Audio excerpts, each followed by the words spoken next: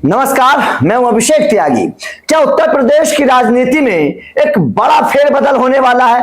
क्या यूपी की राजनीति में एक बड़ा उलटफेर होने वाला है? और ये मैं क्यों कह रहा हूं? इसके पीछे है एक भविष्यवाणी, और भविष्यवाणी की है प्रेमानंद महाराज जी ने।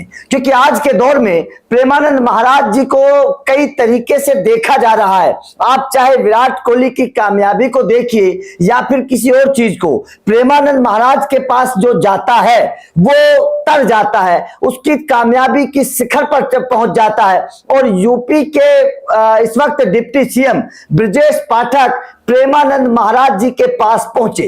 प्रेमानंद महाराज जी के पास जब ब्रजेश पाठक पहुंचे और प्रेमानंद महाराज जी ने जो ब्रजेश पाठक से कहा, उसकी चर्चा इस वक्त यूपी की राजनीति में, यूपी की सियासत में हो रही है। और यह कहा जा रहा है कि क्या प्रेमानंद महाराज जी की भविष्यवाणी सच साबित होगी? अगर सच साबित होगी तो योगी आदित्यनाथ का क्या होगा? योगी आदित्यनाथ कहां जाएंगे? क्या योगी आदित्यनाथ सेंटर में जाने वाले हैं? क्या प्रेमानंद महाराज जी ने आने वाले भविष्य को पढ़ लिया है? क्या प्रेमानंद महाराज जी ने बता दिया है आने वाले भविष्य के तौर पर यह भविष्यवाणी कर दी है कि यूपी के सीएम, मौजूदा सीएम योगी आदित्यनाथ को कुछ और बड़ा मिलने वाला है और deputy CM Brajesh Pathak UP के सीएम बनने वाले हैं? दरअसल जब ब्रजेश पाठक प्रेमानंद महाराज जी के पास पहुंचे और प्रेमानंद महाराज जी से सवाल किया, तो प्रेमानंद महाराज जी ने उसका जवाब देते हुए एक बहुत बड़ी बात कह दी।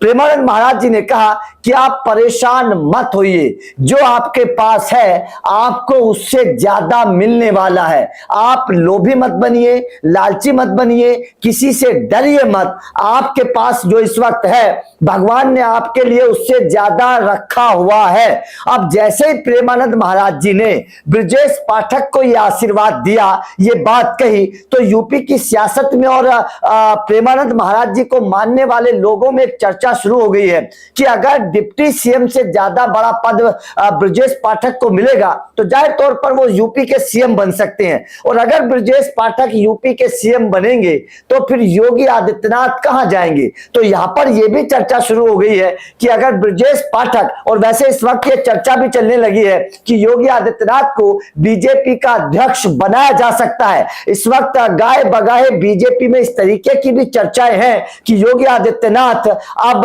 संघ की बात को मानते हुए बीजेपी के अध्यक्ष बन सकते हैं। और अगर बीजेपी के अध्यक्ष योगी आदित्यनाथ बनते हैं तो जाहिर तौर पर डिप्टी सीएम ब्रजेश पाठक का नाम यूपी के सीएम के तौर पर आगे किया जा सकता है, क्योंकि बीजेपी इस वक्त अध्यक्ष के तौर पर जिस इंसान को देख रही है, जिस इंसान को चुनने की कोशिश कर रही है, उसमें सबसे सटीक इंसान योगी आदित्यनाथ बैठते हैं। क्योंकि बीजेपी की कोशिश है एक अध्यक्ष किसी ऐसे नेता को बनाया जाए जिसकी छवि साफ सुथरी हो, जिसका फायर ब्रांड नेता के तौर पर जिसकी छवि हो, पूरे देश में जिसका सम्मान हो, पूरे देश में जिसकी बात पर अमल किया जाता हो। और जाहिर तौर पर योगी आदित्यनाथ उसमें बिल्कुल सटीक बैठते हुए नजर आते हैं। योगी आदित्यनाथ को संघ भी चाहता है, बीजेपी भी चाह रही है अध्यक्ष बनाना। तो जाहिर तौर पर इस तरीके की चर्चाएं जो राजनीति में चल रही है उन पर अगर अमल किया जाए, अगर उनको देखा जाए,